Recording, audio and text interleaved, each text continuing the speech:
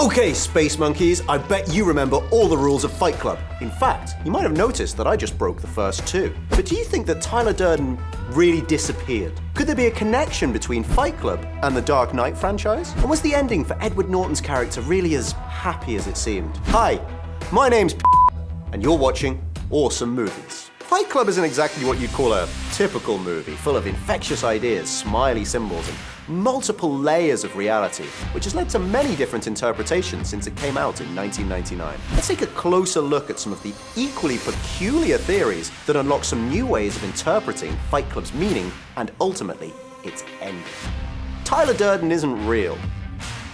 Or is he? In case you're not caught up on a movie that came out 20 years ago, spoiler alert, the iconic plot twist of Fight Club reveals that Tyler Durden is just a figment of the narrator's sleep-deprived and overactive imagination. However, there's a fan theory that suggests that Tyler is real. Now that's not as ludicrous as it first sounds. He may be brutal, manipulative, and overly knowledgeable about explosives, but some fans maintain that Tyler is a real person who tried to take advantage of the narrator's loneliness. Why? Well, because he's a domestic terrorist and plans to undermine the system by blowing up key financial institutions. I mean, obviously, he's the bad guy. Duh. But not only does Tyler want to fulfill his plans, he also wants to get away with it. That's why he befriends the narrator on the plane, forces him to leave his apartment, and gets him involved in Fight Club and ultimately Project Mayhem. He also makes sure to tell everybody that Edward Norton's character is the mastermind behind this organization, while simultaneously slowly destroying the narrator's fragile psyche. How does it all work? Well, this is where things get really fascinating for me. Tyler is actually the real personality of the narrator. Edward Norton's character is the fiction. As we can see in the movie, the narrator is bleak, insecure, and importantly, empty. He doesn't even have a name. He is the personality programmed by the very society that Tyler is opposed to. Tyler isn't an ego-boosted version of the narrator. The narrator is Tyler's frequently literal punching bag, patsy, and fall guy. In shooting himself in the face at the end of the story, we aren't seeing the narrator freeing himself from Tyler, but rather that this narrator has come to terms with the world that he lives in. Marla Singer isn't real. Yep, this idea may be a bit less surprising than the previous one, especially when I've explained everything to you. Here and there throughout the film, we notice some hints and evidence linked to this theory. For example, take Marla's visit to one very special support group. Wouldn't it seem strange that no one has anything to say about her presence at a testicular cancer meeting? In fact, you may even notice that not one person there even responds to her question. Suspicious, eh? And Marla's fashion sense, her style, her clothes, aren't they somewhat similar to Tyler's? Marla's behavior is even an unhappy medium of the narrator and Tyler's, because she's dissatisfied with her life, but also self-destructive, manipulative, and a complete kleptomaniac. Moreover, just like with Tyler, we don't see anyone actually interact with Marla, except for the narrator and Tyler. Remember the scene in the cafe? Or the conversation in front of the thrift shop attendant? Or even other members of Project Mayhem at the end? That's right. Now, some may say that the waiter in the cafe actually does acknowledge her presence, but who is she sitting with?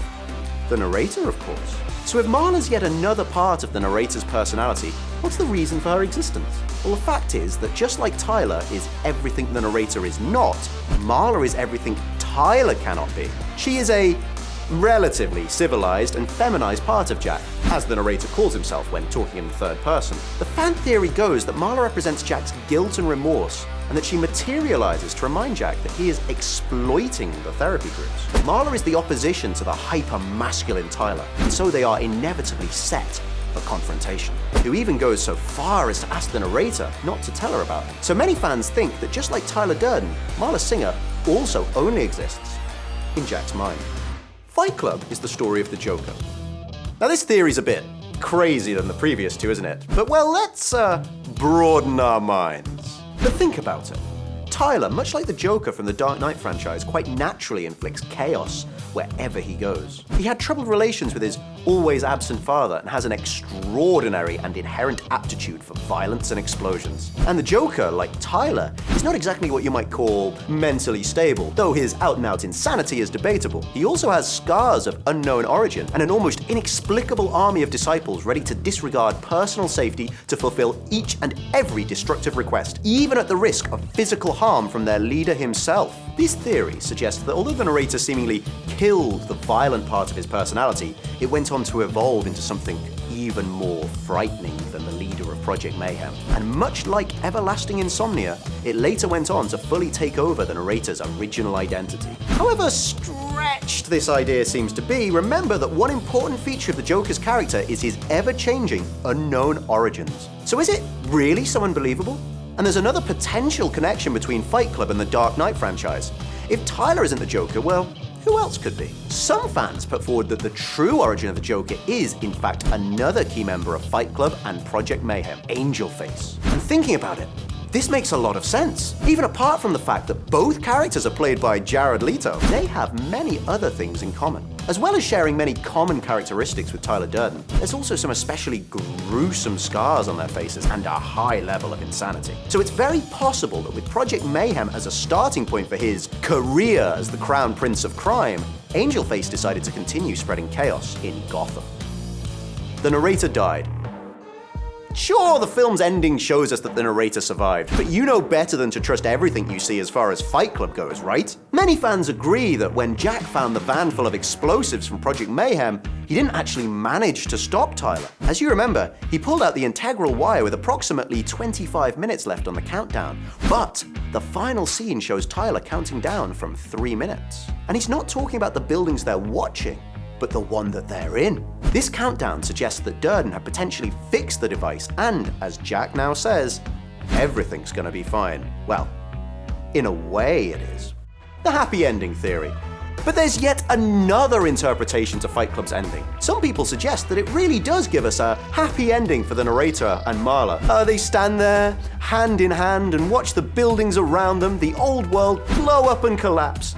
Both seem confused, but much like the audience, they're thinking, what's going to happen next after this explosion? Well, if not a truly happy ending, some consider the film's finale should be at least considered hopeful. With no Tyler present in their lives anymore, the couple face a better future together, and it's fun to imagine them starting everything from scratch.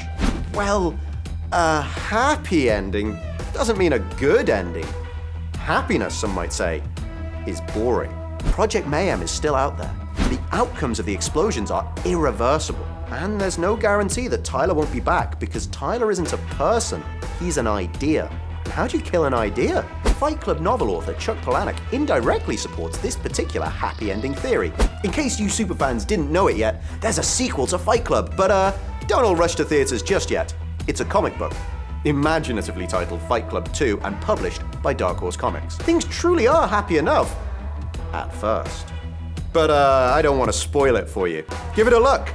But no sooner than you finish watching this video, of course. Fight Club is a version of The Graduate. Okay, this isn't exactly a theory, but David Fincher and Edward Norton both agree on this particular interpretation. Norton argues that Fight Club is not really about fighting, but rather about a young man discovering himself and his place in the world. A sort of hyper-violent, surreal Bildungsroman, if you like. Norton also claims that the themes and even the plot of the film are very similar to the classic coming-of-age movie, The Graduate. Director David Fincher explained that in an interview with Gavin Smith in 1999. I read the book and thought, how do I make the movie of this? It seemed kind of like The Graduate, a seminal coming-of-age for people who are coming of age in their 30s instead of their late teens or early 20s. Fincher also admitted that the narrator in the film is the embodiment of the everyman. In this respect, The Graduate provides us with an intriguing parallel. It was talking about that moment in time when you have this world of possibilities, all these expectations, and you don't know who it is you're supposed to be, and you choose this one path, Mrs. Robinson, and it turns out to be bleak, but it's part of your initiation, your trial by fire. And then by choosing the wrong path, you find your way onto the right path, but you've created this mess. Fight Club is the 90s inverse of that. A guy who does not have a world of possibilities in front of him. He had no possibilities. He literally cannot imagine a way to change his life. Fight Club is a Buddhist movie. Throughout the story, Tyler attempts to forcefully guide the narrator to his version of enlightenment by encouraging him to hit rock bottom. And though he disdains of guided meditation, he seems to hand out Zen koans like candy. You're not a unique and special snowflake. You're the same decaying organic matter as everything else. Doesn't that sound a bit Buddhist to you? Samsara, anyone? In the aforementioned interview, David Fincher mused, "I don't know if it's Buddhism, but there is an idea that on the path to enlightenment, you have to kill your parents, your God, and your teacher." So the story begins at the moment when the narrator realizes that he's trapped in this world he's created for himself. And then he meets Tyler Durden, and they do all these things that they're not supposed to. And then finally, he has to kill off his teacher, Tyler Durden. So the movie is really about that process of maturing. So what is Fight Club about? Well, on first viewing, the film seems to be about the dangers of modern consumer culture. The whole thing is a twisted allegory, with a protagonist wage slave who's trying to rid himself of his societal chains. In this respect, the film can be dangerously seductive, especially for young men, because it offers a kind of freedom from responsibility.